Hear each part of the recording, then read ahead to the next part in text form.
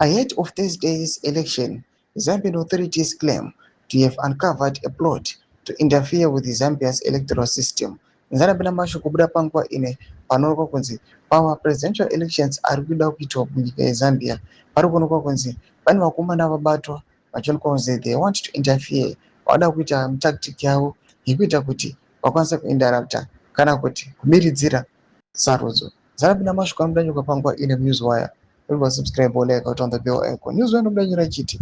Government says some former officials have been arrested and that authorities are going after 3 suspects allegedly found with the local kwacha equivalent of about 390,000 US dollar, whose source and intended purpose remain unknown.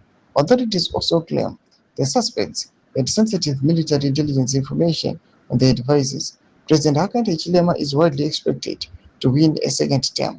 Brian Mondubile, leader of the Tones Alliance and the former Patriotic Front MP and minister, is his strongest challenger.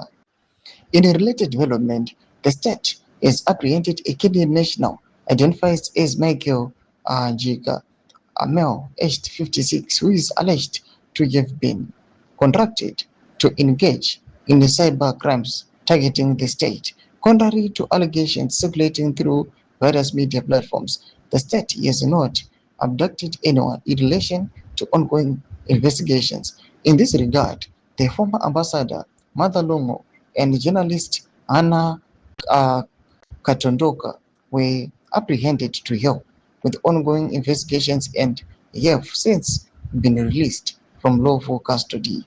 As Zambia goes to the polls on 13 August 2026, the defense and security wings remain on high alert to ensure that national peace, security, and the rule of law are protected. Domba developments are pangwa in from Zambia.